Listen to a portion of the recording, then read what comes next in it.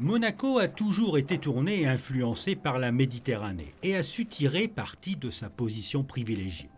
La ciné-conférence de l'Institut audiovisuel avec le concours des archives du palais montre que la mer fait partie de l'identité de la principauté, en s'appuyant sur des documents d'archives afin d'évoquer les liens entre Monaco et la mer.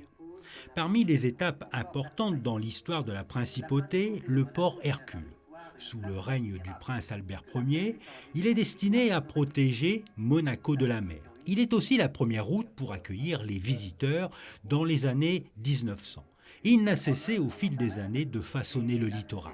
Monaco, lors de sa reconversion économique, avec la perte des territoires de Menton et de Roquebrune, a dû évidemment se recentrer d'abord sur une activité balnéaire. Donc Monaco, fin du 19e, début 20e, c'est une activité balnéaire dans le port Hercule, mais pas seulement, c'est un port d'accueil, c'est un port de plaisance, et les différentes fonctions économiques liées au rivage sont aujourd'hui assez bien déterminées et ont été posées durant le XXe siècle.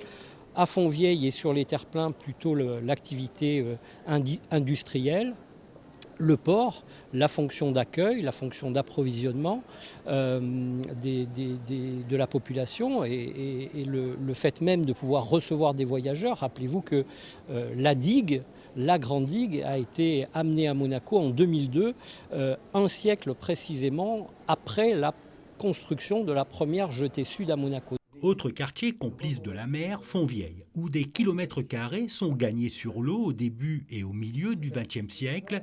Ce nouveau quartier permet ainsi de développer les activités sportives puis industrielles. Le Larvoto est un autre allié de la mer. Cette zone presque sauvage est transformée en un lieu de vie rythmé par les baignades en famille, les promenades en bord de mer et les activités de loisirs. De l'autre côté, du côté oriental de Monaco, évidemment, c'est aujourd'hui la fonction de plaisir balnéaire, puisqu'il y a eu la création de la plage artificielle du Larvoto, du sporting d'été, évidemment sans parler du beach qui a été créé lors de cette nouvelle saison, puisque au départ la saison touristique était en hiver, et au début des années 30, une deuxième saison a été créée durant les mois d'été. Cette ciné-conférence retraçant l'histoire de Monaco a été rendue possible grâce à des documents officiels, des photos d'archives et des films amateurs.